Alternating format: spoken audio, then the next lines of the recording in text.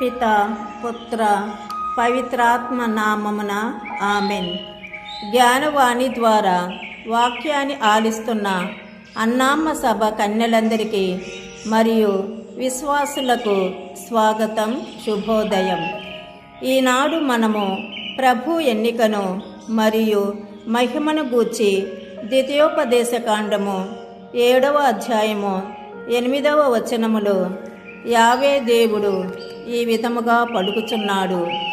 ఆయన స్వయముగా మిమ్ము ప్రేమించెను కనుక మీ పితరులలో తాను చేసుకొనిన వాగ్దానమును నిలబెట్టుకోగోరెను కనుక మిమ్ము ఎన్నుకొనెను. ఈ వచనము ద్వారా ఇజ్రాయేలుల మీద దేవునికి ఉన్న ప్రేమను తెలియజేస్తుంది. ప్రియమైన సహోదరులారా, ప్రభు ఎన్నిక అనగా ఆ వ్యక్తిలో మానవత్వం, సేవ, ధర్మం, బాధ్యత మరియు త్యాగము వంటి గుణాలను గాఢంగా ప్రతిబింబిస్తుంది. ఒక వ్యక్తి దైవ సేవ మరియు ఇతరులకు సేవ చేయడానికి జీవితం, అదే దేవుని ఎన్నిక, ప్రభువు పిలుపు.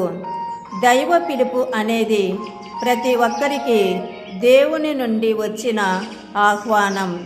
ఇది మనుషులలో దయ, ధర్మం మరియు మానవతా విలువలను నింపడానికి దేవుడు ఇచ్చే ఒక మార్గదర్శకత్వం. దేవుడు పూర్తిగా ప్రత్యేకమైన వాడు.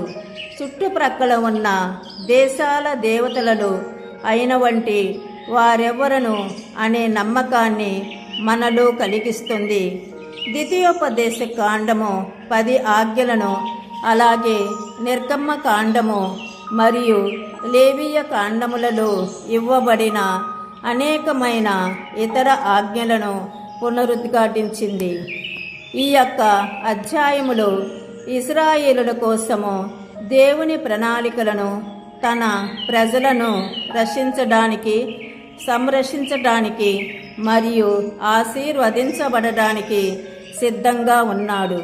మరి అటువంటి ప్రేమను పొందడానికి ఆయన యొక్క పిలుపును అందుకొని స్పందించి అనుసరిస్తున్న మనమందరము ఇతరులకు ఆదర్శవంతంగా జీవించడానికి, దేవుని యొక్క మహిమను ఇతరులకు తెలియపరచటానికి కావలసిన వరాలను ప్రసాదించమని ఆ దేవాది దేవుని ప్రార్థించుదాం.